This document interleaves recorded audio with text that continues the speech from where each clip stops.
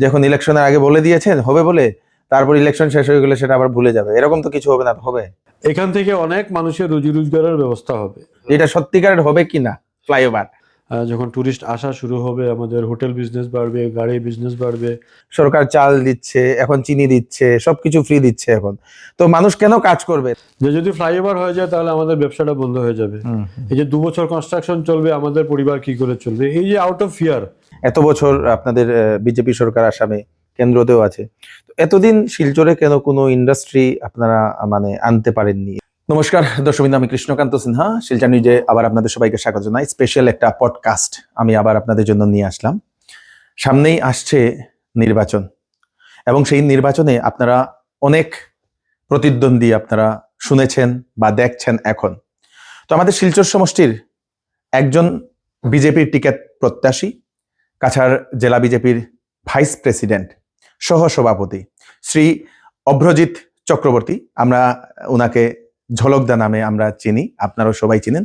খুবই সুপরিচিত একজন চেহারা, যিনি এইবার আমাদের শিলচরে উনি প্রতিদ্বন্দ্বিতা করবেন বলে উনি ইচ্ছা প্রকাশ করেছেন ওনার দলে, এবং উনি ওনার যে বায়োডাটা বলুন সেটা উনি সাবমিট করেছেন। তো উনি এইবার টিকিট পেলে উনি কি করতে চান আমাদের শিলচর শহরের জন্য সবকিছু আমরা জানবো।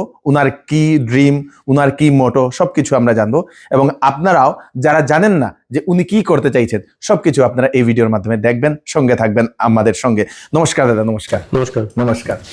তো আপনাকে অনেক অনেক স্বাগত আমাদের শিলচর নিউজে। তো প্রথম, আপনি কতদিন ধরে আপনি বিজেপিতে আছেন দাদা?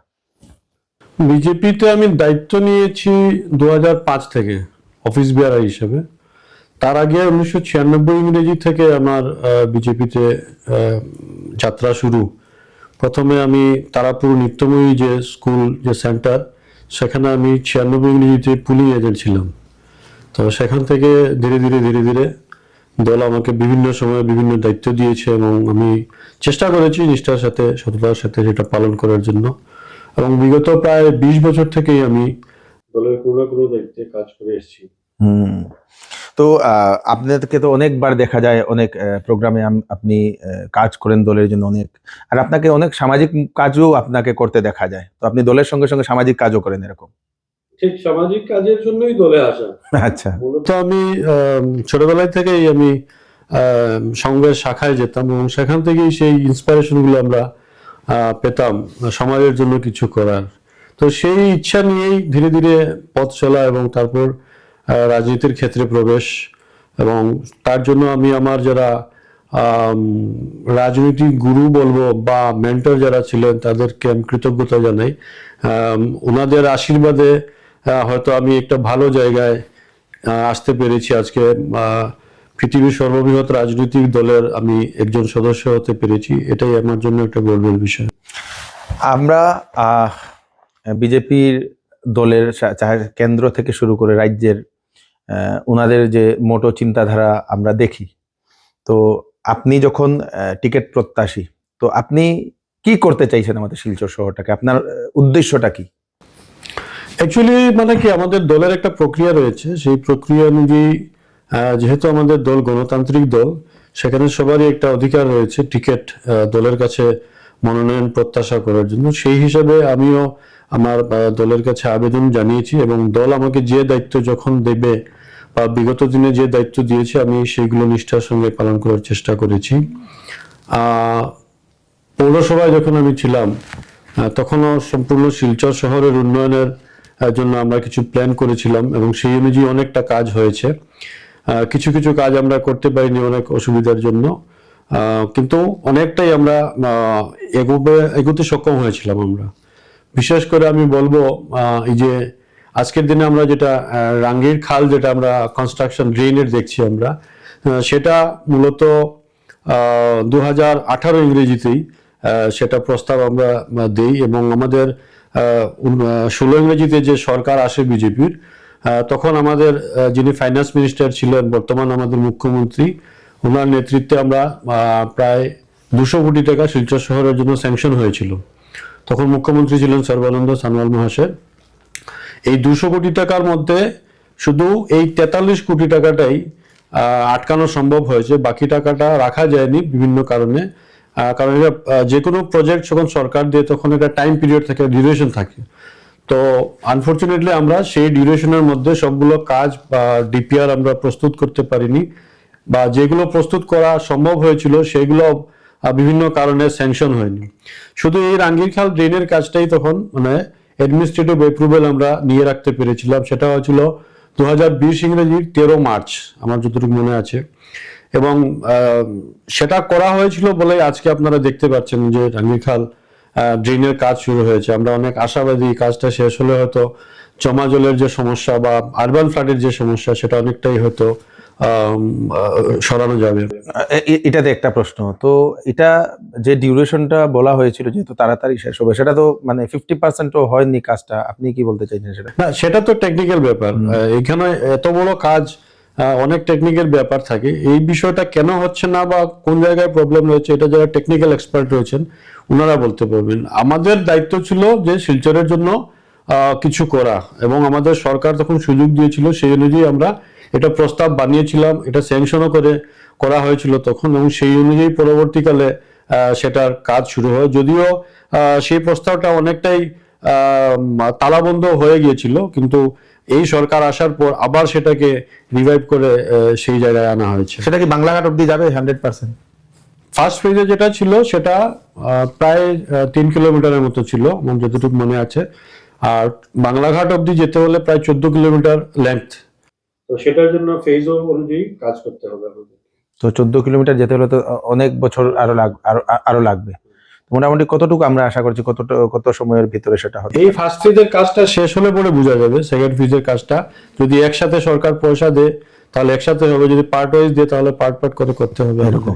আচ্ছা, এই ধরনের অনেকটা প্ল্যানিং আমরা করেছিলাম। যেমন আমার মনে আছে অন্নপূর্ণা যে ঘাটটা রয়েছে সেটাকে আমরা প্রস্তাব দিয়েছিলাম রিভার ফ্রন্ট হিসাবে গড়ে তোলার জন্য, এবং আমার যতটুকু মনে আছে 12 কোটি টাকা সেখানে স্যাংশন হয়েছিল, কিন্তু অ্যাডমিনিস্ট্রেটিভ অ্যাপ্রুভাল দেওয়া হয়নি। এবং এটা যদি হয়ে যেত তাহলে আমার আশা ছিল যে শিলচরের শহরে এই ধরনের একটা ছট পূজার আমাদের কোনো ঘাট নেই। তো আমার আশা ছিল যে এটা হয়ে গেলে ছট পূজার জন্য আমরা একটা ঘাট পেয়ে যাব, তর্পণের জন্য আমরা একটা ঘাট পেয়ে যাব। এই স্বপ্নগুলো নিয়েই আমরা সেটা প্রস্তাব দিয়েছিলাম, এবং সরকার তখন এটা স্যাংশনও করেছিল। পরবর্তীকালে বিভিন্ন কারণে সেটা ল্যাপস হয়ে যায়, ড্রপ হয়ে যায়।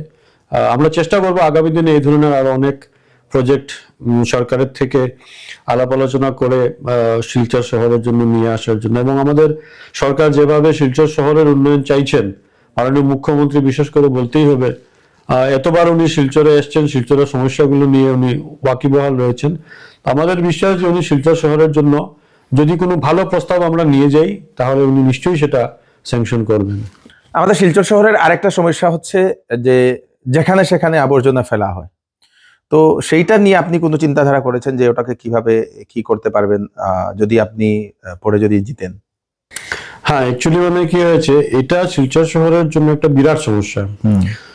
আমি যখন পৌরসভায় ছিলাম তখন আমরা শিলচর শহরের সমস্যাটাকে 4টা পার্টে ভাগ করেছিলাম: খাওয়ার জল, জমা জল, গার্বেজ এবং ট্রাফিক। ট্রাফিকটা যেহেতু পৌরসভার অধীনে ছিল না, সেজন্য আমরা ট্রাফিক নিয়ে কোনো প্ল্যানিং আমাদের তখন হয়নি। বাট ট্রাফিক অ্যাডভাইজারি কমিটিতে যখন আমাদেরকে ডাকা হয়েছিল তখন আমরা বিভিন্ন সময় এই বিষয়ে আমাদের সাজেশন দিয়েছি। বাকি যে 3টা বললাম আমরা, জমা জল, খাওয়ার জল এবং গার্বেজ। জমা জলের জন্য আমরা যেটা বললাম, সিআইডিএফ থেকে প্রায় 98 কোটি টাকা তখন স্যাংশন হয়েছিল, যার মধ্যে 43 কোটি টাকা কাজ শুরু হয়েছে। জমা জলের জন্য আমরা এই ধরনের আরো ড্রেনেজের কিছু প্রকল্প, প্রায় 225 কোটি টাকার একটা প্রস্তাব দেওয়া হয়েছিল শিলচর পৌরসভা থেকে তখন। পরবর্তীকালে বোর্ড ভেঙে যাওয়ার পর, করোনা ফ্লাড এসে যাওয়ার পর আর সেইগুলো আর ফলো আপ হয়নি।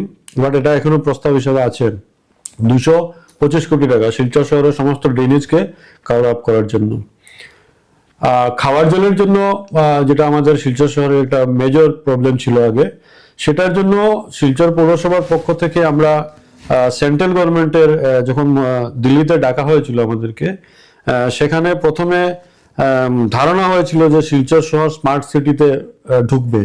কিন্তু আমরা যখন দিল্লিতে গেলাম, সেই মিটিংয়ে আমরা যখন দেখলাম যে কিছু ক্রাইটেরিয়ার জন্য সেটা হচ্ছে না, সেটার মধ্যে এই খাওয়ার জলের ব্যাপারটাও রয়েছিল।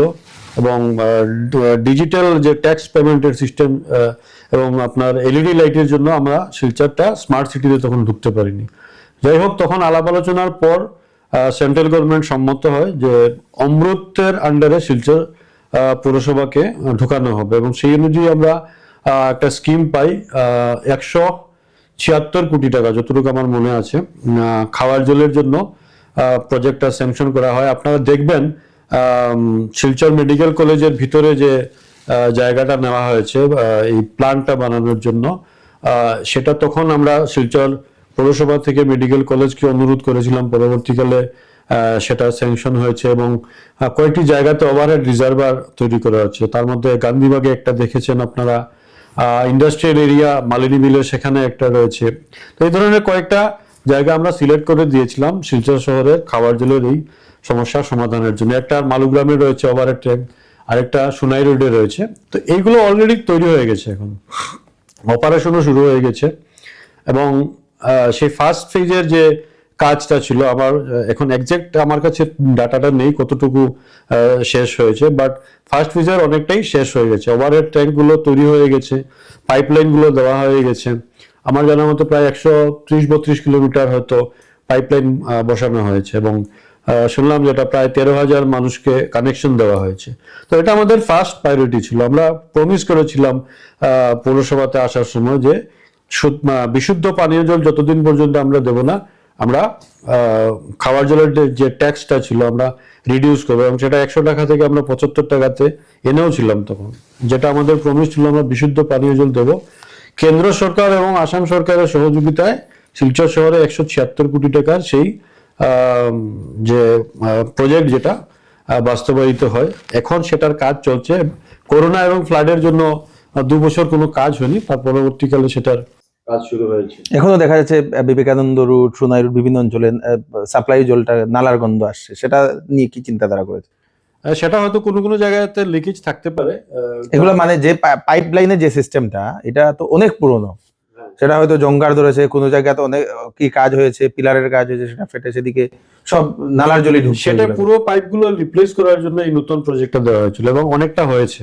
আচ্ছা, কিছু কিছু জায়গাতে হয়তো সেকেন্ড ফেজে হবে। ফার্স্ট ফেজে যেগুলো ধরা হয়েছিল সেগুলো কাজ হয়েছে, এখন সেকেন্ড ফেজে কাজ ধরা হবে। তো গার্বেজ ম্যানেজমেন্টের জন্য কি? গার্বেজ ম্যানেজমেন্টের জন্য আমরা আসামের মধ্যে শিলচর পৌরসভা প্রথম ছিল যে সেন্ট্রাল গভর্নমেন্ট থেকে 3 কোটি টাকা স্যাংশন করেছিল, মানে আনতে আমরা সক্ষম হয়েছিলাম। এবং এটাকে একটা আমরা কি বলবো, আমরা মাস্টার প্ল্যানও বলতে পারি।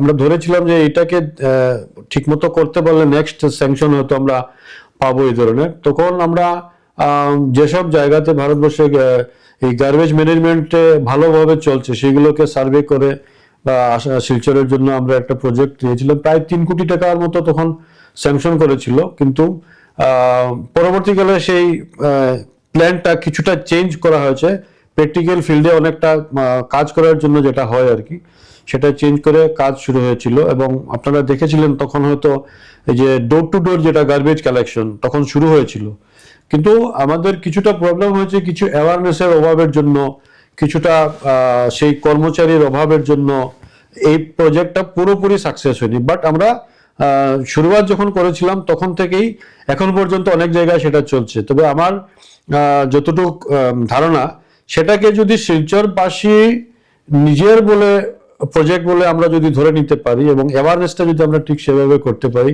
পাড়ায় পাড়ায় আমাদের ক্লাব আছে, এনজিও আছে, সোসাইটি আছে, ওদেরকে যদি আমরা এখানে ইনভলভ করাতে পারি, তাহলে আমার মনে হয় এই গার্বেজের যেটা বিশাল সমস্যা সেটা আমরা খুব তাড়াতাড়ি সমাধান করতে পারবো। এবং এটা একমাত্র solution door to door collection. Door to door garbage কালেকশনটা যদি প্রপারলি আমরা করতে পারি, তাহলে আমার মনে হয় এই সমস্যাটা সমাধান হবে। এবং ট্রান্সিং গ্রাউন্ডে আপনারা দেখছেন শিলচর পৌরসভা থেকে শিলচরের মাননীয় বিধায়ক হয়ে সেটাকে ইনিশিয়েটিভ নিয়েছিলেন, এখানে 2-3টা মেশিন বসানো হয়েছে যেটা দিনরাত সেটার কাজ করছে। তো আমাদের আশা এই প্রজেক্টগুলোকে আমরা যদি আরো একটু এক্সপার্টাইট করতে পারি, তাহলে খুব তাড়াতাড়ি এই সমস্যাটাও আমরা সমাধান করতে পারবো, এবং শিলচর করবে সেই সমস্যার সমাধান। শিলচরবাসীর সেই উৎসাহ আছে, সেই ধৈর্য আছে, আশা আছে, আমরা করবো সবাই মিলে সেটাকে। তো আরেকটা শিলচর শহরের আরেকটা সমস্যা হচ্ছে আপনার সেই স্ট্রিট ভেন্ডর যারা আছেন। হ্যাঁ, স্ট্রিট ভেন্ডর যারা আছেন, ফুটপাতে যারা ব্যবসা করে, ফুটপাত দখল করে যারা থাকে, তো তাদেরকে তো উচ্ছেদ করানো হচ্ছে। তাদের জন্য যে পার্টিকুলার যে জায়গা যেটা দেওয়ার কথা, শহরে তো অত বেশি ভালো বড় জায়গা নেই। তো ওটাতে কিভাবে আপনি চিন্তাধারা করেছেন যে তাদেরকে কি করবেন আপনারা? দেখুন, ওটা তো তাদের রুজি রোজগার, ফ্যামিলি ডিপেন্ডেন্ট এই ব্যবসার উপরে তাদের। তো এই গরিব মানুষগুলোকে তো দেখতে হবে, কিন্তু তার সাথে সাথে শহরের যে ফুটপাতের যে দখলের যে জায়গাটা রয়েছে সেটাকেও আমাদেরকে দেখতে হবে। সাধারণ নাগরিকরা যাতে ফুটপাতের উপর দিকে স্বচ্ছভাবে চলতে পারেন সেই ব্যবস্থাটাও আমাদেরকে করতে হবে। তো সেই জন্য ভেন্ডিং জোন যদি আমরা শিলচর শহরের যে পার্শ্ববর্তী অঞ্চলগুলো রয়েছে বা শিলচর শহরের মধ্যেও যদি এরকম কোনো জায়গা থাকে সেগুলোকে আইডেন্টিফাই করে আমরা ভেন্ডিং জোন হিসেবে আমরা কিছু জায়গা আমরা নিশ্চয়ই আমরা করতে পারবো। আমার একটু মনে আছে পৌরসভায় থাকার সুবাদে আমার একটা প্রপোজাল ছিল ডিসির অফিসের কোন একটা মিটিং এ, যে কিছু কিছু বিল্ডিং রয়েছে শিলচরে যেগুলো অনেক পুরনো হয়ে গেছে, জরাজীর্ণ হয়ে গেছে, যে কোনো সময় ভেঙে পড়তে পারে, এবং ওইগুলা বিল্ডিং এর ইউটিলিটি বর্তমানে প্রায় নেই বললেই চলে। তো আমার প্রস্তাব ছিল এগুলোকে যদি আমরা নতুন করে রিকনস্ট্রাক্ট করতে পারি এবং সেখানে যদি আমরা ফ্লোর ওয়াইজ যদি ভেন্ডিং জোন যদি আমরা বানাতে পারি, ধরুন ফর এক্সাম্পল বলছি আমি, ডাক বাংলো একটা রয়েছে আমাদের একদম প্রাইম লোকেশনের মধ্যে, কিন্তু সেই ডাক বাংলোটা আজকে প্রায় ভূত বাংলোতে পরিণত হয়েছে। যারা কর্মচারী সেখানে কাজ করছেন অনেক ঝুঁকি নিয়ে কাজ করছেন, সেটাও সরকার হয়তো এখন প্ল্যানিং করেছে, আমি যেটুকু শুনেছি আমাদের এই সরকার হয়তো প্ল্যানিং করেছে। তো এটাকে যদি আমরা একটা মাল্টি মডেল যদি বিল্ডিং যদি আমরা যদি বানাতে পারি, ধরুন বেসমেন্টে আমরা পার্কিং এর ব্যবস্থা রাখলাম, গ্রাউন্ড ফ্লোরে আমরা সেই হকার যারা আছে ফুটপাথ হকার ওদেরকে যদি আমরা সেখানে যদি আমরা শিফট করতে পারি, তার উপরে যে বিল্ডিং গুলো থাকবে সেখানে যদি আমরা অফিসগুলোকে আমরা শিফট করতে পারি, তো এই ধরনের কিছু প্রজেক্ট কিছু আমাদেরকে নিতে হবে। ইটখোলার পয়েন্টে ঠিক বাম পাশে দেখবেন কিছু পুরনো কোয়ার্টার রয়েছে, ম্যাজিস্ট্রেট কোয়ার্টার বলা হয় সেগুলো। এখানে অনেক এডিসিরাও থাকতেন, তো সেইগুলো আজকের যে অবস্থায় রয়েছে অনেকটা প্রায় মানে একদম ভগ্ন দশায় রয়েছে। তো আমরা যদি একটু প্ল্যান করি, এগুলোকে যদি একটু ডিজাইন করতে পারি, এই জায়গাগুলোকে যদি, যেহেতু এগুলো কমার্শিয়াল এরিয়া টাউনের মধ্যে, তো এইগুলোকে যদি একটু প্রপার প্ল্যান করে যদি আমরা এখানে যদি এই ধরনের কিছু করতে পারি, যারা গভর্নমেন্ট অফিসার যারা রয়েছেন তাদের জন্য যদি আমরা বিল্ডিং বানিয়ে উপরে যদি তাদের জন্য আমরা 3 BHK আমরা যদি ফ্ল্যাট সিস্টেম করে দিতে পারি, তাহলে অন্ততপক্ষে বেসমেন্টে পার্কিং এবং গ্রাউন্ড ফ্লোরে এই হকারদেরকে আমরা অন্ততপক্ষে বসাতে পারবো। এই ধরনের প্ল্যানিং করা যেতে পারে। আমি আপনাকে একটা উদাহরণ দিচ্ছি। মণিপুরে যে সময় আপনি ভিজিট করবেন, যে সময় আসাম পেরিয়ে আপনার যে সময় মণিপুরে ঢুকবেন, মণিপুরে ইম্ফলে যে মার্কেট, ইমা মার্কেট, সেটা শুধু স্ট্রিট ভেন্ডারদের জন্যই। স্ট্রিট ভেন্ডারদের জন্য এত সুন্দর একটা মার্কেট ওরা করে দিয়েছে। আপনি জিরিবামে যান, জিরিবাম বাজারে যাবেন, সেখানেও একটা market only for street vendors. তো মণিপুর সরকার এই স্ট্রিট ভেন্ডার্সদেরকে নিয়ে খুব সুন্দর সুন্দর প্রত্যেক ডিস্ট্রিক্টে জেলায় জেলায় যেখানে মার্কেট রয়েছে সেখানে এরকম মার্কেট করে দিচ্ছে। তো আমাদের এখানে এত সব ফুটপাতে ব্যবসায়ী থাকা সত্ত্বেও, মানে এতদিন হয়েও মানে এখন অব্দি সেই চিন্তাধারাটা এখনো মানে আসেনি। অনেক মানুষের এরকম অভিযোগ রয়েছে এখনো। তো আপনি যেটা বললেন জায়গার কোনো অভাব নেই, অনেক জায়গা এখনো অনেকটা পড়ে রয়েছে। তো সেই জায়গাগুলোকে যদি তাড়াতাড়ি যদি করার যদি চিন্তাধারা করেন, তাহলে হয়তো আমি মনে করি স্ট্রিট ভেন্ডারদের জন্য ভালো হবে বলে এটা আমি মনে করি আর কি। সেটা আমার মাথায় রয়েছে সেটা। শিলচর শহরে এই ধরনের অনেক জায়গা রয়েছে। আপনি রংপুরের ওভার ব্রিজটা উঠবার সময় বাম দিকে দেখবেন কিছু খালি জায়গা রয়েছে, এখানে যদি আমরা প্রপার প্ল্যানিং করতে পারি, এই ধরনের অনেক জায়গা আছে শিলচর শহরে। আমরা সবাই মিলে একটা প্ল্যান করে যদি আমরা ওদেরকে যদি আমরা বসাতে পারি, তাহলে আমার মনে হয় ফুটপাথ গুলো ক্লিন থাকবে, মানুষজন হাঁটার চলারও সুবিধা হবে, এবং স্ট্রিট ভেন্ডার যারা আছেন ওদেরও ফ্যামিলি চলতে পারবে ভালো করে। কারণ ওদের যদি রোজগার বন্ধ হয়ে যায় তাহলে তো একটা ক্রাইসিস শুরু হয়ে যাবে না, এই জন্য ওদেরকেও আমাদের বাঁচাতে হবে। আরেকটা মেইন সমস্যা হচ্ছে আমরা বাইক দিয়ে শিলচর শহরে এখন হাঁটতে পারি না। বাইক নিয়ে যদি আমি রাঙ্গিরখাড়ি থেকে শুরু করি, আমি ক্যাপিটাল পয়েন্ট পৌঁছতে পৌঁছতে আমার 1.5 ঘন্টা নষ্ট হয়ে যায়। এক তো গাড়ি বেশি, অনেকগুলা গাড়ি, তার উপরে আপনাদের রোড সাইডে যে পার্কিং গুলা থাকে, অনেক জায়গাতে দেখা যায় সেন্ট্রাল রোডে এমন ভাবে দেখা যায় যে সেই আপনার ফুটপাতের উপরে স্কুটি রেখে দিয়েছে, বাইক রেখে দিয়েছে, কিন্তু পাশেই থাকায় পুলিশ কিন্তু কিছু করে না। যদি আপনি হেলমেট না লাগিয়ে যান তাহলে আপনারা ফাইন ধরবে, কিন্তু ফুটপাতের উপরে যে সময় থাকে সে সময় করে না। তো এই যে পার্কিং যে সিস্টেমটা, এই পার্কিং সিস্টেমটার জন্য কি চিন্তাধারা করেছেন যে কি হলে আপনার সেই জামটা একটু, যেটা আমি বললাম, সরকারের হাতে যে জায়গাগুলো রয়েছে সেই জায়গাগুলোকে যদি আমরা প্রপারলি প্ল্যানিং করি, ম্যানেজমেন্ট করতে পারি, তাহলে সেখানে ভেন্ডারদেরকেও রাখা যাবে এবং পার্কিং এর যে অসুবিধা রয়েছে বর্তমানে সেটাকেও ব্যবস্থা করা যাবে। একটা আমি সেটাতে উদাহরণ দিয়ে দিই। আপনি এনএন দত্ত রোডে যে সময় যাবেন, সোনার যে গলিটাতে, আপনি দেখবেন দুপাশে বাইক রয়েছে, মানে এতই বাইক, সেইটাকে সরানোর কোনো চিন্তাধারা যদি করেন ভবিষ্যতে, সেখানে আমি জানলাম হিন্দি স্কুলের একটা জায়গা অপোজিটে পড়েই রয়েছে, এমনিতে পড়ে থাকে, সেখানে যদি পার্কিং লট করা যায়, হয়তো আমার মনে হয় সবগুলো বাইক যদি করে দেয় তাহলে সেই রুটটা একদম ক্লিন থাকবে।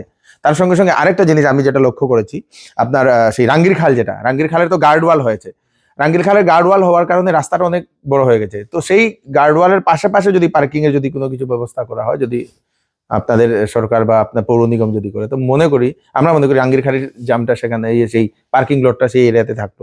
এরকম যদি চিন্তাধারা করেন তাহলে হয়তো আমরা ভালো বলে মনে করি। এটা তো একদম বাস্তব কথা। কিছুটা আছে অ্যাওয়ারনেস, আর কিছুটা আছে ব্যবস্থা করে দিতে হবে। মানুষের সমস্যা রয়েছে, গাড়ি রাখার জায়গা নেই বা বাইক রাখার জায়গা নেই, সেই জন্য অনেকে হয়তো রাস্তার পাশে রেখে চলে যাচ্ছে। এখন যদি ওই এরিয়াতে যদি আমরা একটা পার্কিং এর যদি আমরা ব্যবস্থা করতে পারি, তাহলে ওদেরও রাখতে সুবিধা হবে আর মানুষেরা আসা যাওয়াতে সুবিধা হবে। এবং এটার জন্য আমাদের প্রথমে ওই জায়গাগুলোকে আইডেন্টিফাই করতে হবে, কারণ সব জায়গাতে হয়তো আমরা পার্কিং পাবো না, বাট যে জায়গাতে আছে সেই জায়গাতে যদি আমরা অ্যাটলিস্ট ব্যবস্থা করতে পারি, তাহলে এই সমস্যাটা অনেকটাই কম হবে। তার যেটা ফ্লাইওভারের যেটা চিন্তা ভাবনা চলছে, এটা তো অনেক মানুষের এখন একটা প্রশ্নবোধক চিহ্ন, এটা সত্যিকারের হবে কিনা ফ্লাইওভার। না, এটা তো আমাদের মাননীয় মুখ্যমন্ত্রী বলেছেন যদি শিলচরের মানুষ যদি চান তাহলে নিশ্চয়ই হবে। না, এটা একটা প্রশ্নবোধক রয়েছে তো, কারণ অনেকেই তো অপোজ করছে। না, শিলচরের মানুষ, আমি যতটুকু জানি, বেশিরভাগ মানুষ বলতে কি আমি বলবো যে 98-99% মানুষ চাইছেন সেটা হোক। কিছু মানুষ চাইছেন যে সেটা যাতে না হয় ইন দ্য সেন্স তারা, আমি সেটার জন্য একটা আমার ইন্টারভিউ ছিল, আমি বলেছিলাম সেখানে যে ব্যবসায়ীদের মধ্যে একটা ভয় রয়েছে যে যদি ফ্লাইওভার হয়ে যায় তাহলে আমাদের ব্যবসাটা বন্ধ হয়ে যাবে, এই যে 2 বছর কনস্ট্রাকশন চলবে, আমাদের পরিবার কি করে চলবে, এই যে আউট অফ ফিয়ার, ভয়ের থেকে তারা বলছেন যে এটা না হলে মনে হয় ভালো। কিন্তু আমাদের ভাবতে লাগবে পুরো বরাকভ্যালির কথা, আমাদের ভাবতে লাগবে পুরো শিলচর শহরের কথা। শিলচর শহরের মানুষ যদি এপাশ থেকে ওপাশে যেতেই না পারেন, আমাদের একজন রোগী যদি আজকে যদি ওইদিকে যেতেই না পারে, ওইদিক থেকে যদি কেউ আসতে না পারে, তাহলে তো বিজনেসটা এমনিতেও হবে না। আজকে যখন আপনি যাবেন, আপনি ধরুন আপনি কিছু কাপড় চোপড় কিনবেন, আপনার মাথায় প্রথমে আসবে যেখানে পার্কিং আছে, ধরুন গুলদিঘি মলে আমরা নিচে পার্কিং করে উপরে গিয়ে মার্কেটিং করব। আজকে সেন্ট্রাল রোডের এই যে এরিয়াটা, এখানে আপনি তো বাইক রেখে গাড়ি রেখে আপনি যেতে পারবেন না। তো প্রথমত আমাদের মাথায় এটাও আনতে হবে, বিজনেসম্যানদের জন্য এটা প্রয়োজন রয়েছে। ফ্লাইওভার হয়ে গেলে আমি ফ্লাইওভারের নিচে আমার গাড়ি আমার বাইক পার্কিং করে আমি ওদের দোকানে যেতে পারবো। স্ট্রিট ভেন্ডারদেরও সেখানে আমরা কিছু না কিছু আমরা জায়গা করে দিতে পারবো। তো এই বিষয়গুলো আমাদেরকে ভাবতে হবে। যারা আজকে এটার বিরোধিতা করছেন, আমি সেদিনও বলেছি, যারা ব্যবসায়ী কমিটির যারা রয়েছেন তাদেরকেও আমরা বলেছি, আমরা প্রয়োজনে বারবার ডিসকাশন আমরা করব, ওদের যাতে ক্ষতি না হয় বা খুব কম যাতে ক্ষতি হয় সেটার দিকে আমাদের খেয়াল রাখতে হবে। অনেকগুলো পরিবার এখানে জড়িত রয়েছে, ব্যবসায়ীদের ক্ষতি করে এটা হোক এটা আমরাও চাই না, বাট এটা শিলচরবাসীর স্বার্থে এটা হতে হবে, এটা শিলচরের মানুষ চান। এবং সেই জন্য ব্যবসায়ীদেরকে আমরা বারবার নিয়ে বসতে রাজি রয়েছি, সরকার বারবার ওদের সাথে কথা বলছেন। আমরা খুব আশাবাদী মাননীয় মুখ্যমন্ত্রীর নেতৃত্বে এটা খুব তাড়াতাড়ি বাস্তবায়িত হবে। আচ্ছা, না অনেকেই এরকম প্রশ্ন করছেন, মানে ওনাদের আশঙ্কা যে এখন ইলেকশনের আগে বলে দিয়েছেন হবে বলে, তারপর ইলেকশন শেষ হয়ে গেলে সেটা আবার ভুলে যাবে, এরকম তো কিছু হবে না, হবে? আমাদের সম্পূর্ণ আশাবাদী আমরা, মাননীয় মুখ্যমন্ত্রী যেটা বলেন সেটা করেন। আমরা বিগত দিনেও দেখেছি উনি যে কথাগুলো বলেছেন সেই কথাগুলো কাজ করিয়ে দেখিয়েছেন। তো এই ব্যাপারেও আমরা আশাবাদী, শিলচরের বেশিরভাগ মানুষই চাইছেন এটা হোক। তো আর যারা যে ব্যবসায়ীদের আজকে ভয় রয়েছে, মনের মধ্যে শঙ্কা রয়েছে, আমরা তাদের সেই ভয় এবং শঙ্কা দূর করার জন্য আমরা বারবার কথা বলবো। আনএমপ্লয়মেন্ট প্রবলেম হচ্ছে একটা বিরাট বড় একটা সমস্যা আমাদের এখানকার। তো এটাকে কিভাবে সলিউশন করার জন্য চিন্তা ভাবনা করেছেন আপনি? দেখুন, এটা তো শুধু আমাদের শিলচরের সমস্যা এরকম নয়, সারা ভারতবর্ষের সমস্যা, সারা পৃথিবীর সমস্যা। আমাদের ভারতবর্ষ এখন ওভার ক্রাউডেড হয়ে গেছে, আমরা ওভার পপুলেটেড হয়ে গেছে। তো এটা একটা কারণ। আজকে আমাদের কাছে মানুষ পপুলেশন যত বাড়ছে সেই তুলনায় কর্মসংস্থানের সেই সুযোগ হচ্ছে না। বাট এটাকে যদি আমরা পজিটিভলি নেই, তাহলে এই হিউম্যান রিসোর্সটাকে যদি আমরা কাজে লাগাতে পারি, সে কাজে লাগিয়ে এই হিউম্যান রিসোর্স থেকে আমরা অনেক আমাদের প্রফিট হতে পারে। এইভাবে জিনিসটাকে আমাদেরকে কিভাবে কাজে লাগাতে দেখতে লাগবে। ধরুন ফর এক্সাম্পল আমি যদি বলি, আজকের দিনে আপনি হিউজ মানুষকে যদি এমপ্লয়মেন্ট দিতে চান, আপনার কাছে কি রাস্তা আছে? বর্তমান যে যুগ এসছে সেই যুগে আপনি ডিজিটালাইজ হতে হবে। ইআই আসছে, ইআই এর মাধ্যমে আগামী দিনে অনেক কর্মসংস্থানের সুযোগ হবে। কেউ কেউ বলছেন যে অনেকের চাকরি চলে যাবে, সেটারও সম্ভাবনা রয়েছে। বাট আমি যতটুকু মনে করি এখান থেকে অনেক মানুষের রুজি রোজগারের ব্যবস্থা হবে। তো এই যে বিষয়টা রয়েছে, এটাকে যদি আমরা সিস্টেমেটিক ওয়েতে যদি আমরা ধরুন একটা ইন্ডাস্ট্রি হিসাবে যদি আমরা এটাকে যদি ডেভেলপ করতে পারি, শিলচরে যদি আমরা ট্রেনিং সেন্টার বিল্ড আপ করতে পারি এই বিষয়গুলো নিয়ে, এবং এখানে যদি আমাদের ইউথদেরকে আমরা শিক্ষা দিতে পারি, সেই স্কিল যদি আমরা ওদের ডেভেলপ করতে পারি, তাহলে একটা সেকশন সেখানে অ্যাবজর্ব হয়ে যাবে। সেকেন্ডলি যেটা বলবো, আজকের দিনে এগ্রিকালচার এমন একটা জায়গা যেখানে আপনি লক্ষ লক্ষ মানুষের রোজগারের ব্যবস্থা করতে পারবেন। এগ্রিকালচার বেস যেটা ইকোনমি আমাদের ছিল, যেটা আজকের দিনে শিফট হয়ে যাচ্ছে, আমরা কিন্তু আবার ঘুরে ফিরে আমাদেরকে সেই জায়গাতেই আসতে লাগবে। আজকের দিনে আপনারা দেখবেন, আমি শিলচরেও দেখেছি, শিলচরের পেরিফেরিতে যারা রয়েছেন অনেক শিক্ষিত ছেলেরা ভালো ভালো চাকরি ছেড়ে আজকে এগ্রিকালচারের সেক্টরে আসছেন।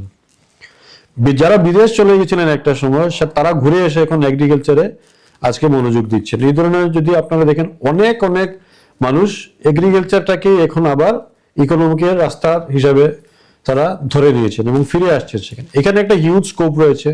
অনেক মানুষের এরকম প্রশ্ন, মানে আমরা যে সময় ফিল্ডে যাই, অনেক মানুষ বলেন সরকার চাল দিচ্ছে, এখন চিনি দিচ্ছে, সবকিছু ফ্রি দিচ্ছে এখন, তো মানুষ কেন কাজ করবে? তার জন্য অনেক ক্ষেতের জমি, কৃষিকাজে ধান ক্ষেতের জমি এখন ফসল করছেন না অনেক মানুষ। এটা কাছাড় জেলাতে আপনি বহু দেখবেন। আর শিলচরের পাশে যেটা সিঙ্গারির যেটা ফিল্ড, যেটা ইয়েটা, আপনি দেখবেন 80% এখন আর কৃষিকাজ হচ্ছে না, কারণ এরকম বলছে মানুষ যে দরকার নেই, আমরা তো সবকিছু ফ্রিতেই পাচ্ছি।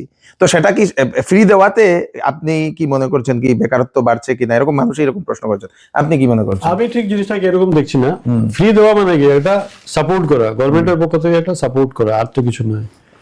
আর এগ্রিকালচারের থেকে যে আমাদের যে আর্থিক উপার্জনের বিষয়টা, সেটাকে আমরা ঠিক সেভাবে আমরা কেউ নেইনি এখন পর্যন্ত এই অঞ্চলে। বিশেষ করে আমি বলবো, আমার মনে হয় এই জায়গাটাকে যদি আমরা ধরতে পারি, আপনি হাজার হাজার লোকের কর্মসংস্থান এগ্রিকালচারের উপরেই হবে। আপনি ধরুন ভারতবর্ষের যে জমিটা রয়েছে সেটা ফার্টাইল ল্যান্ড। আজকে আপনি ভারতবর্ষকে এগ্রিকালচার সেক্টরে যদি আমরা আবার আগের জায়গায় যেতে পারি, যেখানে আমাদের এগ্রিকালচার বেস ইকোনমি ছিল, সেখানে যাওয়ার পর আপনি ভারতবর্ষ এমন একটা জায়গা, আপনি সম্পূর্ণ পৃথিবীর মানুষকে খাওয়াতে পারবেন, এতটুকু ক্ষমতা আমাদের মাটিতে রয়েছে।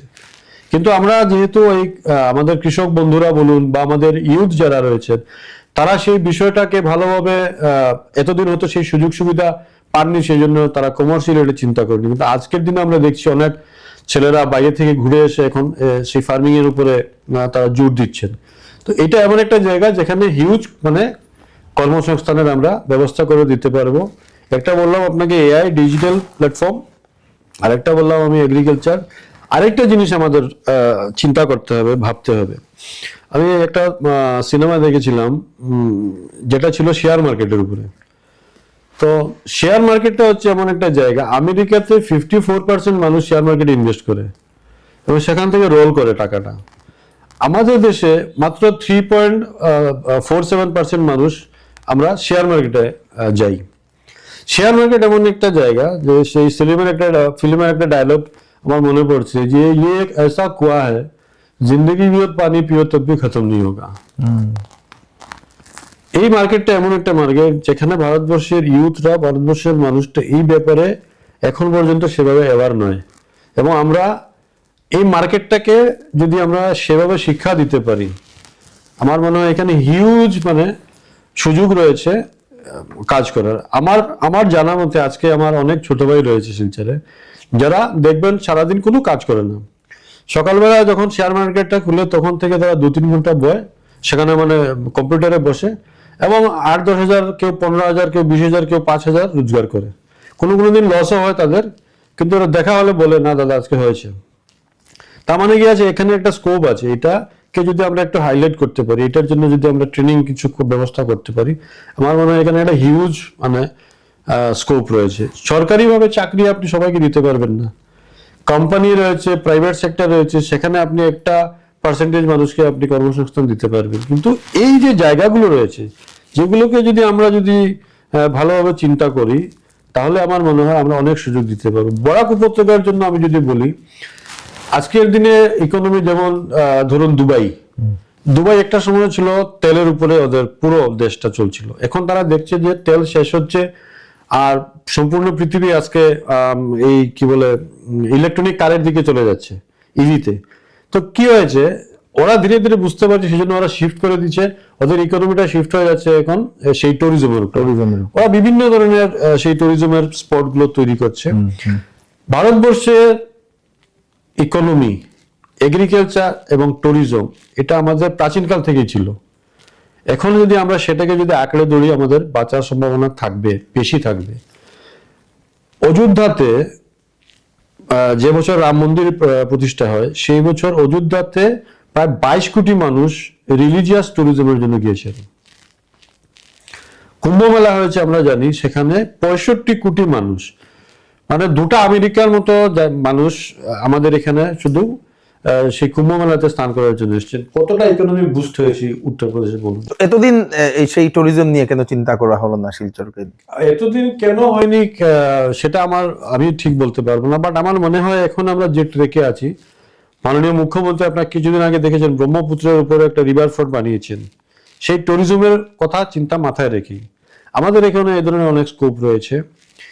ধরুন আপনি ভুবন পাহাড়, এটা একটা প্রাচীন তীর্থক্ষেত্র, এটাকে যদি আমরা ঠিকমতো বানাতে পারি, রাস্তাঘাট বানাতে পারি, কামাখ্যাতে আজকে যেরকম ভিড় হয়, সেখানেও প্রতিদিন ভিড় হবে, এবং বিভিন্ন জায়গা থেকে, ভারতবর্ষ থেকে, বিভিন্ন জায়গা থেকে, বিদেশ থেকে লোক হয়তো এখানে আসতে পারে। তো আমি তো সেই মানুষগুলোকে অ্যাট্রাক্ট করে আমাদের এখানে আনার ব্যবস্থা করতে হবে, তাহলে তো আমার ইকোনমি বুস্ট আপ হবে। আমি যদি বাইরে চলে যাই, তাহলে তো আমার ইকোনমিটা বাইরে চলে যাচ্ছে না। তো আমার মনে হয় এই দিকটাতে আমি যদি সুযোগ পাই, তাহলে নিশ্চয়ই এই দিকগুলো নিয়ে আমরা ট্যুরিজম সেক্টর নিয়ে আপনি চিন্তা ভাবনা করবেন। একদম কথা বলবো এই বিষয়গুলো নিয়ে, এবং মাননীয় মুখ্যমন্ত্রীর সামনে যদি আমরা একটা ভিশন তুলে ধরতে পারি, তো উনি সেই বিষয়গুলো ভালো করে বুঝেন। আর শিলচর শহরের যারা গণ্যমান্য মানুষেরা রয়েছেন, ওদেরও অনেক ভিশন রয়েছে। আমি তো দেখলাম অনেক মানুষ এই বিষয়গুলো নিয়ে চিন্তা চর্চা করছেন। তো সেই আমার মনে হয় আমরা যদি একটা ভালো প্রস্তাব যদি তৈরি করে দিতে পারি রিলিজিয়াস ট্যুরিজমের জন্য। আমার একটা প্ল্যানও ছিল আগে, যেটা আমি অনেকবার ডিসকাশন করেছিলাম, কিন্তু সেই সুযোগ আসেনি। ধরুন শিলচর শহর, আমরা সবাই দুর্গাপূজা করি, সার্বজনীন দুর্গাপূজা আমাদের এখানে ইয়ারলি ফেস্টিভ্যালে আমরা সবাই অংশগ্রহণ করি। আমরা যদি যারা পূজা কমিটিগুলো রয়েছে, সম্পূর্ণ কাছাড় ব্যাপী যে পূজা কমিটিগুলো রয়েছে, তাদের সাথে আলাপ আলোচনা করে আমরা যদি শিলচরে একটা ধরুন দুর্গা মন্দির, যেটা মানে আমরা ভালো করে বানাতে পারি, যেটাকে দেখার জন্য মানুষ অ্যাট্রাক্ট করার জন্য মানুষ এখানে আসবে, এই ধরনের যে বিষয়গুলো রয়েছে, সেটা নিয়ে যদি আমরা একটু চিন্তা ভাবনা করি, আমার মনে হয় আগামী দিনে এই এই এই প্রজেক্টগুলোতে যদি আমরা হাত দিতে পারি, আর ট্যুরিজমের ক্ষেত্রে আমার মনে হয় আমাদের অনেক বেশি আমরা স্কোপ আছে এখানে। আর এই ধরনের যদি আমরা 2-4টা প্রজেক্ট আমরা বানাতে পারি, এখানে যখন টুরিস্ট আসা শুরু হবে, আমাদের হোটেল বিজনেস বাড়বে, গাড়ি বিজনেস বাড়বে, সবারই প্রফিট হবে এখানে। কারণ এখন তো আমরা বাইরে চলে যাচ্ছি, বরাকভ্যালির মানুষ প্রতি বছর বাইরে ট্যুরিজমের জন্য যাচ্ছে, কিন্তু বাইরে থেকে কেউ আসছেন না। তার মানে কি হচ্ছে, আমাদের টাকাটা বাইরে চলে যাচ্ছে। এটা এখানে আনার জন্য আমাদেরকে এই ধরনের কিছু প্ল্যানিং করতে হবে। আমি 2টা উদাহরণ দিলাম, এই ধরনের আরো অনেক বিষয় হয়তো শ্রীকুনার আনোয়া পড়ে রয়েছে। হ্যাঁ, অনেক বিষয়, অনেক জিনিস রয়েছে, যেটা হয়তো এই মুহূর্তে সময়ের অভাবে সবগুলো বলা সম্ভব না। আমি 2-1টা উদাহরণ দিলাম।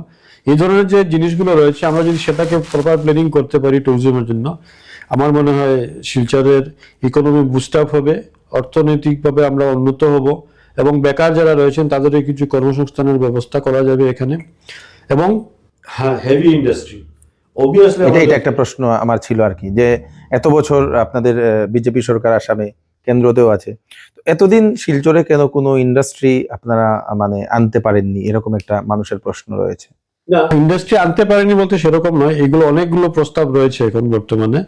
আমাদের যে যোগাযোগ ব্যবস্থা ছিল, সেই যোগাযোগ ব্যবস্থার জন্য অনেক কোম্পানি হয়তো এখানে আসার প্ল্যানিং করলে আসতে চাইছিল না সেই সময়। এখন আস্তে আস্তে আমাদের যেমন ধরুন রেলওয়েজ আমাদের ঠিক হয়ে গেছে, আমাদের রোডওয়েজ আমাদের এখন পুরো কাজ চলছে, আমাদের যে বড়াপানি থেকে পাঁচগ্রাম অব্দি যে এক্সপ্রেসওয়ে যেটা দেওয়া হয়েছে, বা এদিকে যে আপনার যে ভারতমালার যে কাজ চলছে, যেটা আপনার মায়ানমার হয়ে কম্বোডিয়া পর্যন্ত যাওয়ার প্রস্তাব রয়েছে, এই কাজগুলো হয়ে গেলে আমাদের সেই কোম্পানিগুলো আসার জন্য অনেকটাই সুযোগ হবে আমাদের, সেটা আমাদের ধারণা।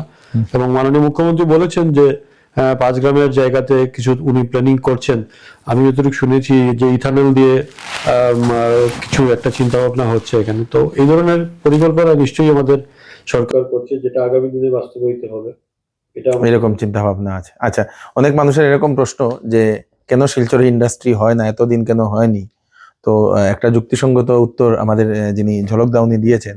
এক তো সেই আপনাদের কমিউনিকেশন যেটা খুব গ্যাপ, যে একটা বাইরে থেকে একটা ইন্ডাস্ট্রি আসতে হলে অনর্গল ওনারা আসা যাওয়া করতে চান, তো সেরকম আমাদের কোনো ফ্লাইটের ওরকম সুবিধা নেই। তো ফ্লাইট বলতে আমাদের ইয়েটা এয়ারপোর্টের কি হবে, কি এয়ারপোর্টে খুব দ্রুত গতিতে কাজ চলছে, যে ডকুমেন্টেশনের ব্যাপারগুলো রয়েছে সেটা খুব দ্রুত গতিতে চলছে। আমরা আশাবাদী খুব তাড়াতাড়ি সেটা হয়তো শিলান্যাস হয়ে যাবে, এবং এটা হয়ে গেলে সম্পূর্ণ সাউথ ইস্ট এশিয়ার সাথে আমাদের কানেক্টিভিটিটা ডাইরেক্ট হয়ে যাবে। এবং শিলচর যেটা যে জায়গায় আমরা রয়েছি, তিনটা স্টেটের করিডোর, আমরা শিলচরের মধ্যে থেকে আপনি মণিপুর যেতে লাগবে, আপনি মিজোরাম যেতে লাগবে, ত্রিপুরা যেতে লাগবে, আমরা হচ্ছে এই জায়গাতে বসা।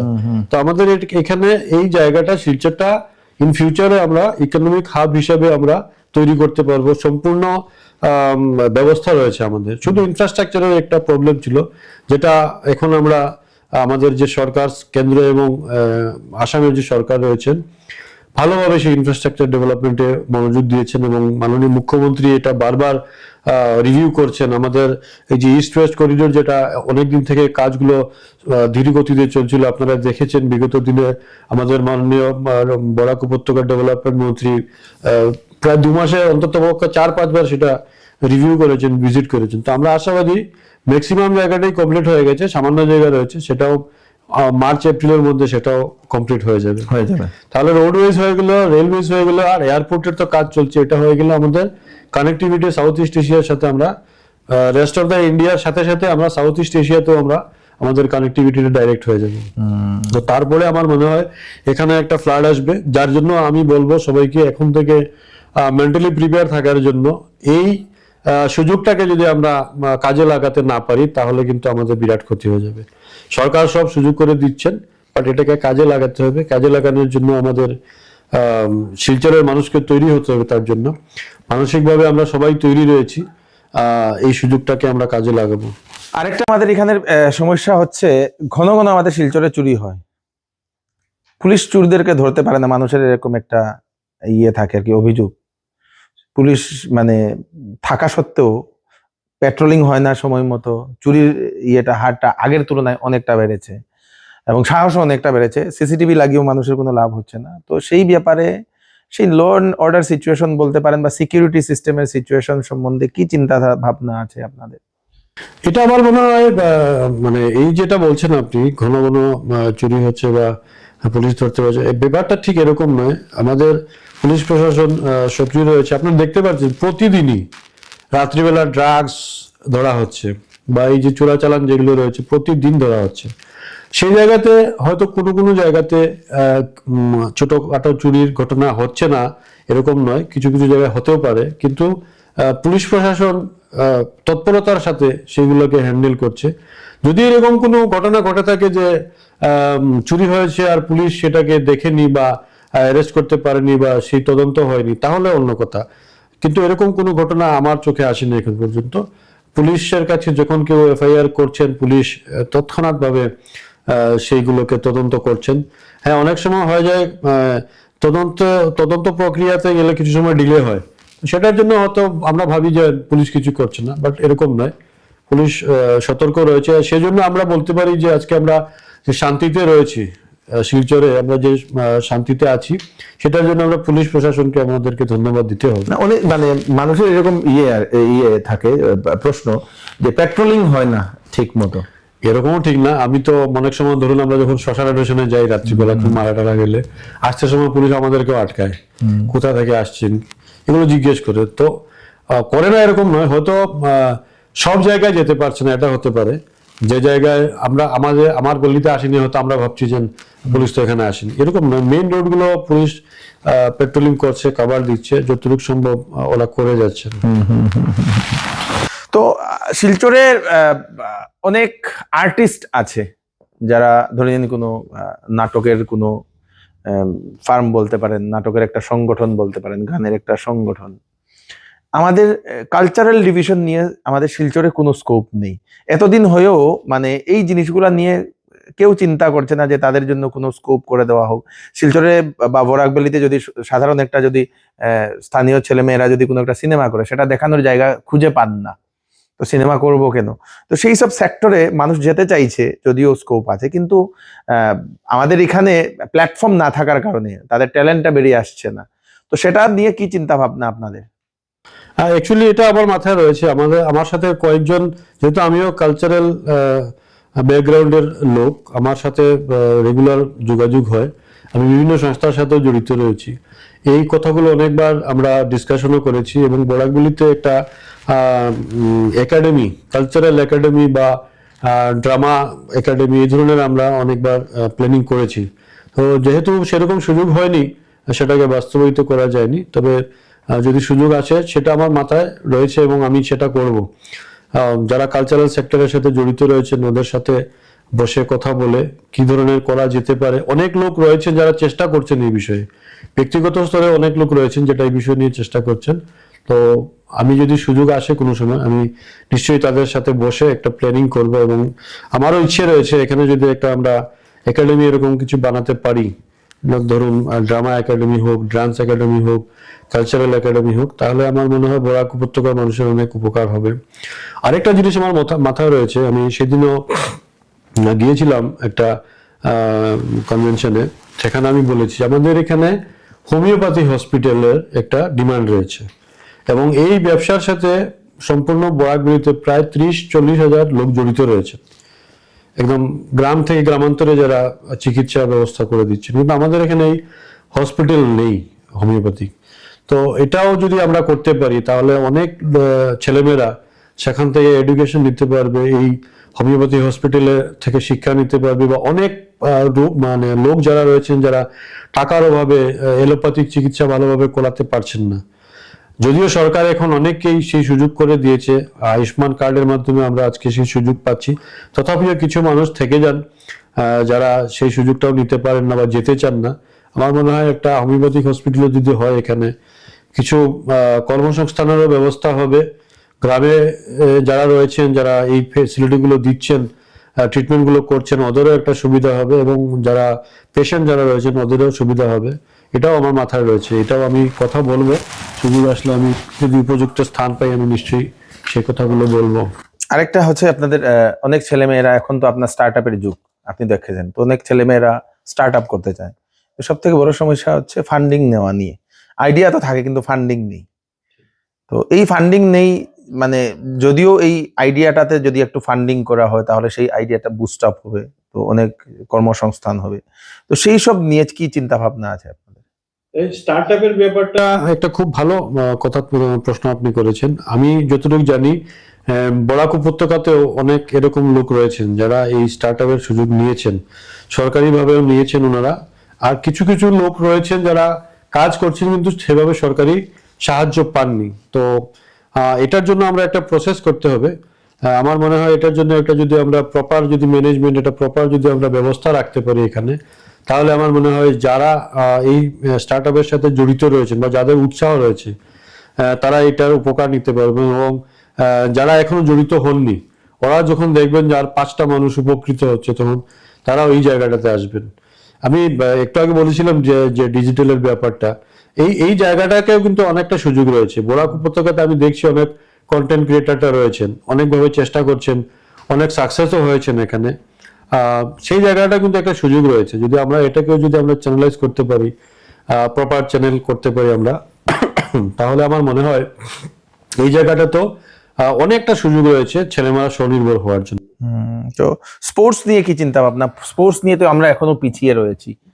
এখন অনেক ছেলেমেয়েরা আছে যারা স্পোর্টসে এগোতে চায়, কিন্তু আমরা গিয়ে স্টেট লেভেল অব্দি কেন পৌঁছতে পারছি না? বা স্টেট লেভেলে যদিও পৌঁছা যায় তো সেখান থেকে কোনো না কোনো কারণ দেখিয়ে তাদেরকে সেখান থেকে আবার বের করে দেওয়া হয়, এরকম আমরা অনেক খবর পাই অনেকবার।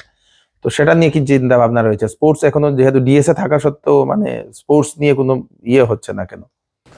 না, তারা সুযোগ পাচ্ছে না বা বের করে দেওয়া হচ্ছে, এর আমার কাছে কোনো ইনফরমেশন নেই। তবে আমার মনে হয় বরাক উপত্যকাতে স্পোর্টসের জন্য অনেক সুযোগ রয়েছে।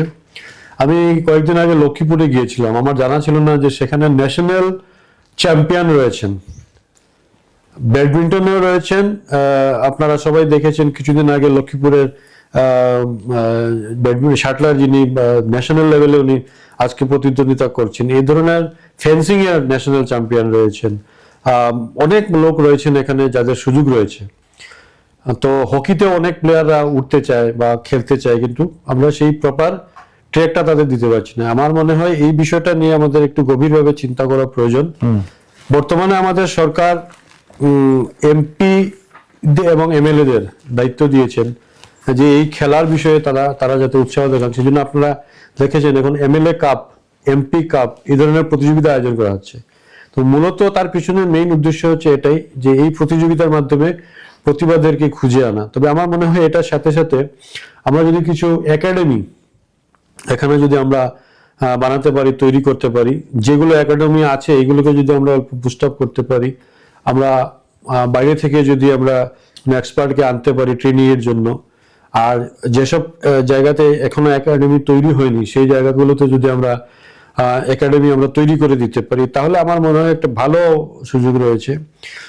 বর্তমানে আমি যতটুকু দেখছি এখানে শিলচরে টেবিল টেনিস এবং দাবাতে একটা খুব উৎসাহ রয়েছে ছোট ছোট ছেলে মেয়েদের। তো এটাকে যদি আমরা প্রপার চ্যানেলে নিতে পারি, বা এখানে যদি ধরুন একাডেমি একটা বানাতে পারি, টেবিল টেনিস একাডেমি বা ধরুন দাবা ট্রেনিং এর একাডেমি ধরনের বানাতে পারি, তাহলে আমার মনে হয় খুব ভালো হবে।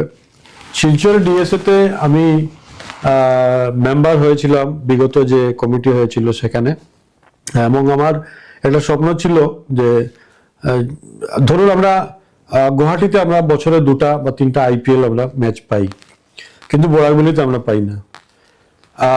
ডিএসএ আজকে এত বছর থেকে এখানে রয়েছে, এখানে ম্যানেজমেন্টও রয়েছে নিজেদের, কিন্তু আমরা এখন পর্যন্ত রঞ্জি ট্রফি বলুন বা আইপিএল বলুন আমরা এই ধরনের কোনো কিছু করতে পারিনি। আমি যখন কথা বলেছিলাম তখন দেখলাম যে ইনফ্রাস্ট্রাকচারের কিছুটা প্রবলেম রয়েছে এখানে। তো এখন আমাদের মাননীয় মুখ্যমন্ত্রী শিলচর ডিএস এর জন্য 10 কোটি টাকা স্যাংশন করেছেন। 5 কোটি টাকা অলরেডি কাজ চলছে এখানে, আরো 5 কোটি টাকা আসবে এখানে। তো এই ধরনের সরকারও সহযোগিতা করছে। আগামী দিনে যদি আমরা এটাকে নিয়ে ভালোভাবে আমরা চিন্তা করতে পারি, স্পোর্টস ফ্যাকাল্টিতে যারা রয়েছেন তাদের সাথে বসে শিলচরে আমরা শিলচর ডিএসএ কে আমরা কিভাবে সাজাতে পারি, আমরা এখানে কিভাবে অন্ততপক্ষে রঞ্জি ম্যাচ, আইপিএল ম্যাচ আমরা আনতে পারি, সেই বিষয়গুলো নিয়ে আমাদেরকে এখন ভাবতে হবে। যদি আমার সুযোগ আসে আমি ডিএসএ যারা কর্তৃপক্ষ রয়েছেন তাদেরকে নিয়ে বসে আলাপ আলোচনা করে, এবং শিলচরে যারা খেলার জগতে যারা নামি দামিরা খেলোয়াড়রা রয়েছেন বা স্পোর্টসের সাথে জড়িত লোকেরা রয়েছেন তাদের সাথে আলাপ আলোচনা করে এই দিকটাকে আমাদেরকে দেখতে হবে। এবং এটা আমার একটা স্বপ্ন রয়েছে, শিলচরে অন্ততপক্ষে একটা আইপিএল ম্যাচ বছরে যদি আমরা করতে পারি তাহলে ইকোনমিটাও অনেকটা বুস্ট আপ হবে। একটা আইপিএল ম্যাচ আসা মানে অলমোস্ট ধরুন একদম যদি ছেড়ে দিই তাহলে 100-200 কোটি টাকা মার্কেটে রোল হবে। তো সেই জন্য এটা আমার অনেক দিনের একটা স্বপ্ন রয়েছে, যদি আমরা এটা করতে পারি তাহলে সেই সুযোগ পেলে আমি নিশ্চয়ই সেটাকে কাজে লাগাবো। তো অনেকগুলো প্রশ্ন তো করে নিলাম, তো আমার একটা মাস্টার স্ট্রোক একটা প্রশ্ন থাকে আর কি, এরকম পডকাস্টে অনেক মানে ক্যান্ডিডেট থাকে যে সময় দাঁড়ান জনতার ঘরে ঘরে যান, কিন্তু জিতার পরে তো জনতার ঘরে ঘরে যান না, অনেক মানুষের এরকম একটা কমপ্লেইন। তার সঙ্গে সঙ্গে আরেকটা কমপ্লেইন থাকে যে ওনাকে খুঁজে পাওয়া যায় না। তো আপনি কি এরকম করবেন? আমি আমার ইলেকটোরাল পলিটিক্সে আমি 5 বছর পৌরসভাতে ছিলাম, আর বিগত 6 বছর আপনারা জানেন শিলচরে পৌরসভার নির্বাচন হয়নি। কিন্তু এই 6 বছর যেখানে মিউনিসিপ্যাল বোর্ড নেই, আমরা পাবলিককে কমিশনার থাকা অবস্থায় যেরকম মানুষের পাশে ছিলাম, এই 6 বছর আমি ঠিক সেইভাবেই মানুষের পাশে রয়েছি, কাজ করে যাচ্ছি, এবং তার জন্যই মানুষের আশীর্বাদ এবং উৎসাহ রয়েছে, যার জন্য আজকে আমি দলের একটা জায়গায় রয়েছে এবং চিন্তা ভাবনা করছি আজকে এই বিষয় নিয়ে।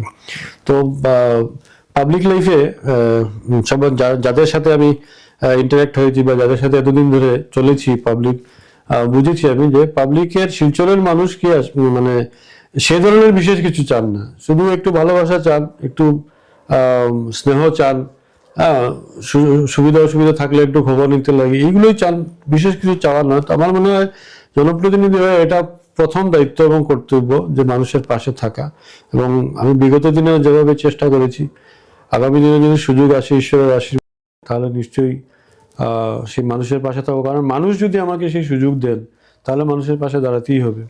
আমাদের শিলচরের ছেলেমেয়েরা শিলচরে থাকতে চায়, কিন্তু স্কোপ না থাকার কারণে বাইরে গিয়ে ওনারা কাজ করেন। তো তাদেরকে যদি আনতে হলে আপনাদের কি চিন্তা ভাবনা রয়েছে? এটা নিয়ে আমার একটা চিন্তা রয়েছে, যেটা আমি অনেক আগে থেকে আমার একটা স্বপ্ন ছিল যে সুযোগ আসলে আমি সেটাকে কাজে লাগাবো। শিলচর শুধু নয়, বরাক উপত্যকার অনেক ছেলেমেয়েরা আজকে বাইরে রয়েছে, ভারতবর্ষের বিভিন্ন জায়গায় রয়েছে, এমনকি বিদেশেও রয়েছে। তো আমার একটা স্বপ্ন রয়েছে, যদি আমি সুযোগ পাই তো শিলচরে বছরে একবার তাদেরকে নিয়ে আসা, এবং যারা যে ফিল্ডে রয়েছেন তাদের এক্সপিরিয়েন্সটাকে শেয়ার করা, বরাক উপত্যকার উন্নতির জন্য। এই যারা যে ব্রেনগুলো আজকে বাইরে চলে গেছে তাদেরকে যদি আমরা বছরে একবার এই জায়গাতে, ধরুন বরাক উৎসব দিলাম আমরা নাম, বা বরাক ফেস্টিভ্যাল, আজকে এই ধরনের একটা যদি আমরা চিন্তা ভাবনা করতে পারি, তো বরাক উপত্যকার বা শিলচরের বাইরে রয়েছেন তাদেরকে যদি আমরা বছরে একবার অন্তত পক্ষে শিলচর আনতে পারি, যেভাবে বিজনেস সামিট হয়, আজকে ধরুন গুয়াহাটিতেও হয়েছে, গুজরাটে হয়েছে, বিভিন্ন প্রদেশে হচ্ছে, তো বরাক উপত্যকাতে এই ধরনের যদি আমরা একটা সামিট টাইপ করতে পারি, মাননীয় মুখ্যমন্ত্রীরও এই বিষয়ে বিশেষ দৃষ্টি রয়েছে, এবং আমরা আমাদের যে রোডওয়েজ বা আমাদের যে ওয়াটারওয়েজ গুলো রয়েছে সেটাকে যদি আমরা কাজে লাগাতে চাই, তাহলে আমার মনে হয় এই ধরনের একটা সামিট আমাদের করতে হবে এখানে, যেখানে কোম্পানিদের সাথে সাথে এই যে ব্রেনগুলো আমাদের ভালো ভালো ব্রেন যারা বাইরে চলে গেছে তাদেরকে অন্তত পক্ষে বছরে একবার শিলচরে আনার আমাদেরকে ব্যবস্থা করতে হবে, এবং তাদের যে আইডিয়াগুলো আছে সেই আইডিয়াগুলো আমাদেরকে শেয়ার করতে লাগবে, এবং অনেক ভালো ভালো আইডিয়া আমরা তাদের থেকে পেতে পারি। শিলচরে একজন স্টার্ট আপ নিয়েছেন আমার জানা মতে, যে উনি প্রধানমন্ত্রীর সাথে সাক্ষাৎ করেছেন, পীযূষ গোয়েলজির সাথে সাক্ষাৎ করেছেন। তো এই ধরনের অনেক ব্রেন আমাদের মধ্যে রয়েছে, কিন্তু সেটাকে কালেকটিভলি আমরা প্রপার চ্যানেলাইজ করতে পারছি না। তো আমার মনে হয় এই জায়গাটা আমাদের দেখা উচিত, এবং এটা আমার অনেক দিনের পুরনো স্বপ্ন, যে যদি কোনোদিন আমার সে সুযোগ হয়, যারা বাইরে রয়েছেন তাদেরকে শিলচর শহরের জন্য বা বরাক উপত্যকার জন্য একবার নিজের ঘরে ফিরিয়ে আনা, এবং তাদের থেকে সেই আইডিয়াগুলো নেওয়া, নিয়ে আমরা আগামী দিনের পথ চলার সেই রোডম্যাপ গুলো আমরা তৈরি করব। আচ্ছা, ওমেন সেফটি নিয়ে অনেক মহিলাদের এরকম প্রশ্ন থাকে যে আমরা রাত্রিবেলা সেই বেরোতে ভুই পাই, এরকম কিছু। তো ওমেন সেফটি নিয়ে কি চিন্তা ভাবনা রয়েছে? ওমেন সেফটিটা একটা গুরুত্বপূর্ণ বিষয়। আমি পৌরসভাতে থাকার সময় যে আগে যেটা বললাম, সিআইডিএফ এর যখন ফান্ড এসেছিল তখন সেখান থেকে প্রায় 6 কোটি টাকা আমরা এটার জন্য রেখেছিলাম যে শিলচর শহরের প্রত্যেকটি জায়গায় আমরা সিসিটিভি বসাবো এবং সেন্ট্রাল মনিটর আমরা রাখবো। এই ধরনের আমরা একটা প্ল্যান করে প্রায় 6 কোটি টাকার একটা ডিপিআর তৈরি করা হয়েছিল তখন। কিন্তু যাই হোক, শেষ পর্যন্ত সেটা হয়নি কোনো কারণবশত।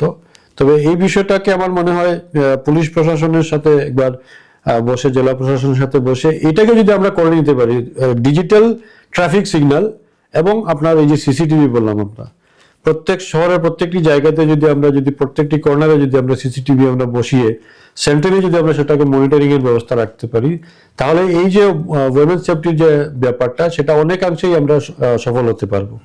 কারণ ওমেনদের সেফটিটা তখনই মানে প্রবলেম হয়ে যায় যখন সেখানে কোনো সিসিটিভি না থাকে। ধরুন একটা ইনসিডেন্ট হয়ে গেল, আপনি কেসে গেলেন, পুলিশ আসলো তদন্ত করার জন্য, কিন্তু দেখা গেল যে সেখানে কোনো সাক্ষী নেই, এভিডেন্স নেই, তাহলে কি হবে? পুলিশের কিছু করার থাকে না। তো আমাদের সেই সিসিটিভি গুলো যদি থাকে, জায়গায় জায়গায় লাগানো থাকে এবং প্রত্যেকটি কর্নারে যদি আমরা সেটা বসাতে পারি, তাহলে আমার মনে হয় আমরা অনেকটাই মহিলাদের সুরক্ষিত করতে পারবো। আরেকটা লাস্ট প্রশ্ন, অনেকটা আমরা এগিয়ে এসেছি আমাদের শিলচর মেডিকেল কলেজ এবং হাসপাতাল নিয়ে। রুগী গেলে স্ট্রেচার পায় না, এত বড় হাসপাতাল থাকা সত্ত্বেও, এবং ভালো যারা ডাক্তার, এক্সপার্ট ডাক্তাররা, ওনারা সবসময় উপলব্ধ থাকেন না। এরকম অনেক মানুষের এরকম কমপ্লেইন থাকে, আমরা সবসময় সেটা শুনতে পাই। এবং সেখানে সিকিউরিটি ব্যবস্থা নিয়ে অনেক মানুষের একটা কনসার্ন থাকে যে সেখানেও ঘন ঘন চুরি হয়। তো এত সব হওয়ার পরেও সেখানে এই সিস্টেমগুলোকে নিয়ে আপনি কি চিন্তা ভাবনা করেছেন, কিভাবে এটাকে ইমপ্রুভ করা যায়? হ্যাঁ, শিলচর মেডিকেলের অবস্থা বিগত সরকারের সময় যেভাবে ছিল, আমার হিসাবে আজকের দিনে অনেকটা উন্নত হয়েছে। সেখানে নতুন যেটা ক্যান্সারের হসপিটাল হয়েছে টাটার সাথে মিলে, সেটা তো আপনি মনে হবে যে কোনো প্রাইভেট নার্সিং হোমে এসেছেন। আমি গিয়েছিলাম সেখানে, ব্যবস্থাটাও খুব ভালো। এবং শিলচর যে পুরনো যে মেডিকেল কলেজের বিল্ডিং গুলো রয়েছে, সেখানে আগের যে অবস্থা ছিল সেটা থেকে অনেকটা উন্নত হয়েছে। এবং ডক্টররা আজকে, আমিও আমার ফ্যামিলিতে যখন কেউ অসুস্থ হন, আমি আগে এখন মেডিকেলকেই প্রেফার করি। আর সেখানে গেলে কোনো না কোনো ডাক্তার পাওয়া যাবে, না হলে অন্তত পক্ষে ফোন করলে ডাক্তাররা এসে যান। অ্যাটেন্ডেন্স যারা থাকেন বা জুনিয়র যারা ডাক্তার থাকেন, ওনারা ব্যবস্থা করে দেন, এসে যান। তো আজকের দিনে সেই সমস্যাটা খুব বেশি আছে বলে আমার মনে হয় না। তথাপিও যেহেতু এত বড় হসপিটাল, হয়তো কোনো না কোনো সময় হয়তো ডাক্তার নাও থাকতে পারেন, হয়তো ছুটিতে চলে গেছে, এই ধরনের ঘটনা ঘটতে পারে। তো আজকের দিনে যদি আমরা বলি, মানে শিলচর মেডিকেল কলেজ আগের থেকে অনেকটাই উন্নত হয়েছে। কমন প্রবলেম যেটা আমিও সাধারণত আমি ভিজিট করি, সেখানে রুগীগুলো স্ট্রেচার পাওয়া যায় না। কি হয় অনেক সময়, ধরুন একসাথে অনেক রুগী এসে গেল, স্ট্রেচার হয়তো 2টা বা 3টা, এই স্ট্রেচার গুলো নিয়ে হয়তো পেশেন্টকে উপরে নিয়ে যাওয়া হয়েছে, ইন দ্য মিন টাইম হয়তো আরো অনেক পেশেন্ট এসে যায়। তো তখন কিছুটা প্রবলেম হয়। তবে স্ট্রেচার নেই সেরকম ঠিক নয়, হয়তো কোনো কোনো সময় পেশেন্ট বেশি হওয়ার জন্য সেটা একটু প্রবলেম হতে পারে। সেটাকে মানে স্ট্রেচার একটু বাড়ালে তো মানে এতদিনের সমস্যাটা সেটা একটা হলো আর কি। দর্শক, তো অনেকটা আজকে অনেকটা প্রশ্ন করলাম, অনেকটা উত্তরও পেলাম। আপনাদের অনেক প্রশ্নের উত্তর আপনারা পেয়েছেন। যদিও কোনো কিছু বাকি থাকে তাহলে আপনারা নিশ্চয়ই কমেন্টে সেটা করতে পারবেন। আমরা ভবিষ্যতে ওনাকে আবার আমাদের স্টুডিওতে ডাকার আমরা চেষ্টা করব। আপনি আসছেন আমাদের স্টুডিওতে, আপনাকে অশেষ অশেষ ধন্যবাদ। এবং আমরা আশা করি আপনি শিলচরবাসীর জন্য অনেক কাজ করে যাবেন। আরো অনেক আপনার চিন্তাধারা, যে কথাগুলো জানলাম সেগুলা অনেক উন্নত। তো এখন জনতা আপনারা কি মনে করছেন, আপনারা কমেন্টে নিশ্চয়ই জানাবেন। ওনার যে চিন্তাধারাগুলো আপনাদের ভালো লেগেছে কিনা আপনারা সেটাও জানাবেন। থ্যাংক ইউ সো মাচ আমাদের স্টুডিওতে আসার জন্য। ধন্যবাদ। Thank you.